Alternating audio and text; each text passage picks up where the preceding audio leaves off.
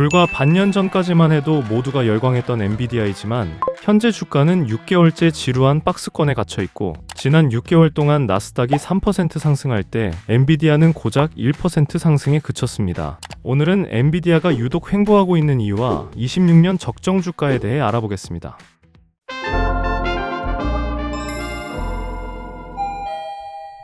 먼저 내부적 요인을 보면 엔비디아의 펀더멘털은 그 어느 때보다 견고합니다. 매출의 90%를 차지하는 데이터 센터 부문은 여전히 60% 이상의 높은 성장률을 기록 중이고 빅테크들의 자본 지출 계획은 여전히 견고하죠.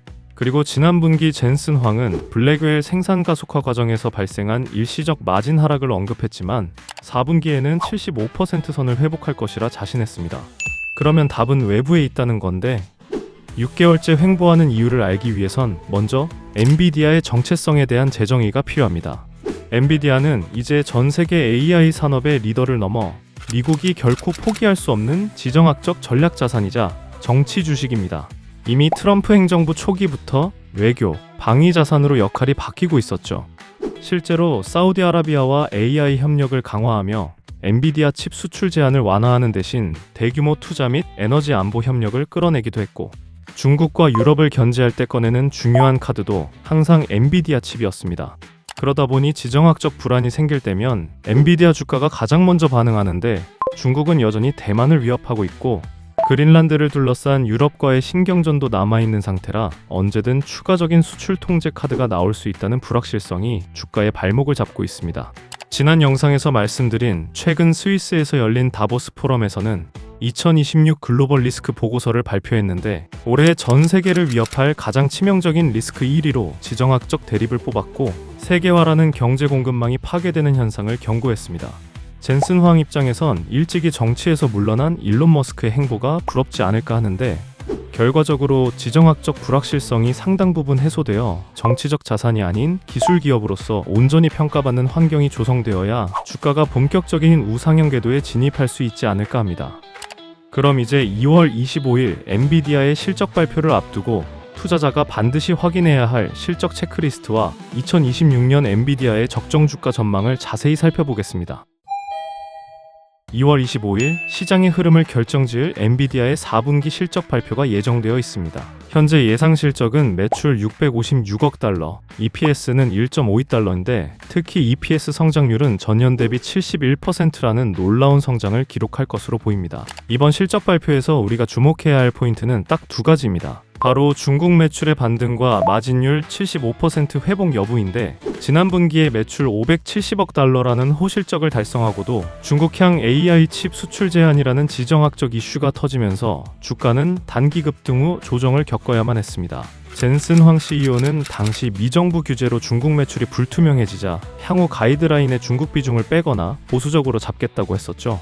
하지만 이번 실적에서는 규제가 다소 완화되면서 실적 컨센서스를 상회할 것으로 기대되고 있습니다. 다만 변수는 있습니다. H20과 H200 칩의 중국 판매 매출 중 15에서 25%는 미 정부에 지급해야 하는 상황이라 실적이 잘 나오더라도 시장이 이를 어떻게 받아들일지는 여전히 불확실한 상태입니다. 그리고 지난 실적 발표 당시 마진율이 73.6%에 그치며 시장의 기대를 충족시키지 못했었는데 젠슨 황 대표는 호퍼에서 블랙웰 체제로 넘어가는 과도기에 발생한 일시적 현상이라고 설명했습니다. 26년부터는 블랙웰 체제가 안정화되면서 다시 마진율 75%를 회복할 것이라 자신했으니 이번에 그 약속이 지켜질지 유심히 지켜봐야겠습니다. 이렇게 살펴볼 게 참 많은 상황인데 설령 이 모든 수치가 시장 기대치를 넘어선다 해도 산 넘어 산입니다. 앞서 말씀드린 지정학적 리스크, 엔트로픽으로부터 시작된 시장의 우려, 그리고 섹터 순환매 등 엔비디아 주가의 발목을 잡는 요인들이 수두룩하기 때문입니다. 그렇다면 이 모든 경우의 수를 반영한 26년 적정 주가는 과연 얼마일까요? 주가는 미래 가치를 선반영하는 만큼 앞으로 1년 동안 벌어들일 실적을 확인해 보겠습니다. 시킹 알파 기준 회계연도 27년 1월의 예상 매출액은 3,260억 달러, EPS는 7.74달러입니다. 이제 이 EPS의 멀티플을 곱하면 26년 적정 주가가 나오는데 저는 기본 시나리오로 멀티플 40배를 설정했습니다. 그 이유는 엔비디아의 과거 1년 평균 PE가 46배이고 피어그룹과 반도체 산업 평균을 비교해서 계산했지만 세계 시총 1위 기업으로서 과연 다음에도 이 성장률을 유지할 수 있을까라는 압박과 지정학적 갈등의 대표적 피해주라는 점을 고려해 보수적으로 산정했습니다. 그 결과 EPS 7.74달러에 멀티플 40배를 적용한 기본 적정 주가는 310달러가 나옵니다. 여기서 외부 환경 변화에 따라 최소 232달러에서 최대 387달러까지 범위를 잡을 수 있겠네요. 그리고 여기에 추가로 기업 내부 요인까지 고려해야겠죠.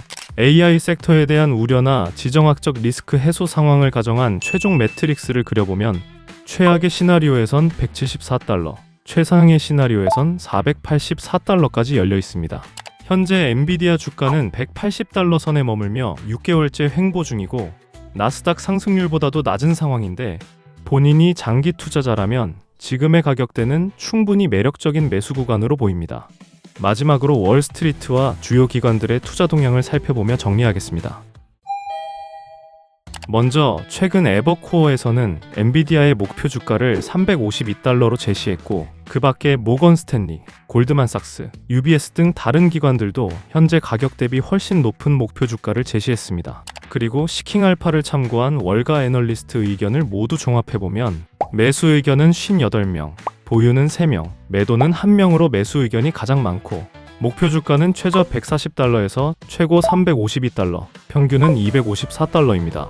지금 가격과 비교해보면 대략 40% 정도의 상승 여력이 남아있는 건데 엔비디아의 최근 1년 실적 발표 결과를 보면 항상 시장의 기대치보다 높은 EPS 실적을 발표해왔습니다. 그렇기 때문에 이번에도 예상치를 웃도는 결과를 발표하지 않을까 조심스레 예측하고 있는데 만약 실적과 가이던스가 시장의 기대보다 더 높다면 월가의 목표 주가는 대부분 업데이트 될 거고 그러면 현재 가격 기준으로 상승 여력은 40%를 훨씬 넘어설 수도 있으니 장기 투자자에게는 아주 매력적인 매수 시점이 아닌가 생각합니다. 다음으로 기관 투자자 동향을 살펴보면 엔비디아 전체 주식 중 기관 보유량은 약 68% 수준인데 최근 13F 공시 자료를 보면 뱅가드, 블랙록 등 대형 기관들이 지분을 추가 확대하며 보유 수량을 늘렸습니다. 여러 잡음에도 불구하고 대형 기관들은 여전히 엔비디아를 지지하는 모습을 볼 수 있습니다.